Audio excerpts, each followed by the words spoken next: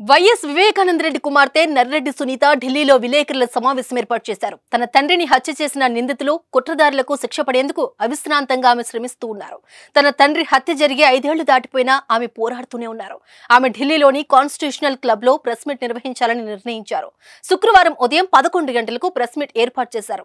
తెలుగు మీడియాతో పాటు జాతీయ మీడియాను కూడా ఆహ్వానించారు. తన తండ్రి హత్యకు సంబంధించిన కుట్రదారులు ఎవరు అన్న అంశంపై కొన్ని కీలక విషయాలను, కొన్ని డాక్యుమెంట్లను ఆమె బయటపెట్టే అవకాశం ఉన్నట్లుగా తెలుస్తోంది.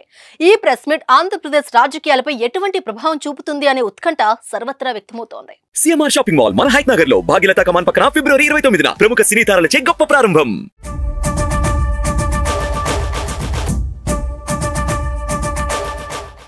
వైఎస్ వివేకానంద రెడ్డి హత్యకు కుట్రదారులెవరో తేల్చి శిక్ష పడేలా చేయడానికి వైఎస్ సునీతారెడ్డి అలుపెరగకుండా శ్రమిస్తూ ఉన్నారు. వైఎస్ జగన్ అధికారంలోకి వచ్చిన తర్వాత కేసు ముందుకు సాగకపోవడంతో హైకోర్టుకు వెళ్లి సిబిఐ విచారణకు ఆదేశాలు తెచ్చుకున్నారు. అయినా కుట్రదారులెవరో ఇంతవరకు బయటపడలేదు. ఈ మధ్యకాలంలో ఎన్నో ట్విస్టులు ఈ కేసులో చోటు చేసుకున్నాయి. నిందితుడు అవినాష్ రెడ్డి బెయిల్ రద్దు చేయాలన్న పిటిషన్ సుప్రీంకోర్టులో పెండింగ్ లో ఉంది. సిబిఐ విచారణ కూడా ఆగిపోయింది. వైఎస్ వివేక హత్య కేసులో కడప ఎంపీ అవినాష్ రెడ్డికి తెలంగాణ హైకోర్టు ఇచ్చిన ముందస్తు బెయిల్ను సవాల్ చేస్తూ సునీత సుప్రీంకోర్టు పిటిషన్ దాఖలు చేశారు.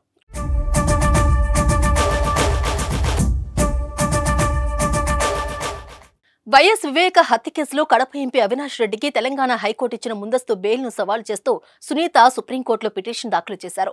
ఈ కేసులో సిబిఐ కూడా కౌంటర్ దాఖలు చేసింది. ఇందులో వివేక హత్యకు దాడి చేసిన పరిణామాలు, అనంతరం సాక్ష్యాధారాల జరిపివేతలో నిందితులు పాల్గొన్న తీరును ప్రస్తావించింది. ఈ కేసులో నిందితులుగా ఉన్న అవినాష్ రెడ్డి, భాస్కర్ రెడ్డి, శివశంకర్ రెడ్డిలకు వివేకతో రాజకీయ విభేదాలున్నాయని మరోసారి సిబిఐ పేర్కొంది. 2019 ఎన్నికల్లో కడప ఎంపీ టికెట్ అవినాష్ రెడ్డికి కాకుండా తనకు గాని షర్మిల, విజయమ్మలో ఎవరో ఒకరికి ఇవ్వాలని వివేక పట్టుబట్టినట్లు వివరించింది. దీన్ని అవినాష్ రెడ్డి, భాస్కర్ రెడ్డి, శివశంకర్ రెడ్డి భరించలేకపోయారని సిబిఐ చెప్పుకొచ్చింది. వివేక హత్యకు ఈ ముగ్గురే కుట్ర పన్నినట్లు హత్యాస్థలంలో లభించిన సాక్ష్యాధారాలు చెబుతున్నాయని సిబిఐ వివరించింది. హత్య తర్వాత జరుగుతున్న పరిణామాలపై అప్రూవర్గా మారిన నిందితుడు షేక్ దస్తగిరి స్టేట్మెంట్ ఇచ్చారని గుర్తు చేసింది. తెలంగాణ హైకోర్టులో ఇదే అంశానికి సంబంధించి సుదీర్ఘ విచారణ తర్వాత హైకోర్టు అవినాష్ రెడ్డికి ముందస్తు బెయిల్ మంజూరు చేసింది. ప్రతి శనివారం సిబిఐ ముందు హాజరు కావాలని షరతు విధించింది. ఈ మేరకు ప్రతి శనివారం అవినాష్ రెడ్డి సిబిఐ ముందు హాజరవుతున్నారు.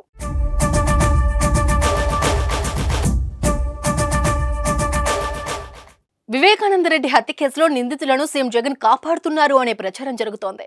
నిందితులు వైసీపీకి చెందిన వారే కావడమే అందుకు కారణంగా చెబుతున్నారు. ప్రతిపక్ష నేతలు జగన్, పవన్లు కూడా పదే పదే ఇదే అంశాన్ని ప్రస్తావిస్తూ ఉన్నారు. ఇటీవల జరిగిన జెండా మీటింగ్ లో చంద్రబాబు కూడా హూ కిల్డ్ బాబాయ్ అంటూ పెద్దగా అరిచి మరీ ప్రశ్నించారు. ఈ అంశం జనాల్లోకి బాగా వెళ్తే వచ్చే ఎన్నికల్లో వైసీపీపై ప్రతికూల ప్రభావం పడుతుందని ఎనలిస్టులు అంటూ ఉన్నారు. మరోపక్క వివేకానంద రెడ్డి కూతురు నర్రెడ్డి సునీతారెడ్డి ఎలాంటి విషయాలు ప్రెస్ మీట్ లో బయటపెడతారు అనేది కూడా ఆసక్తికరంగా మారింది. చూద్దాం ప్రెస్ మీట్ ఎటువంటి పరిణామాలకు దారితీస్తుందో.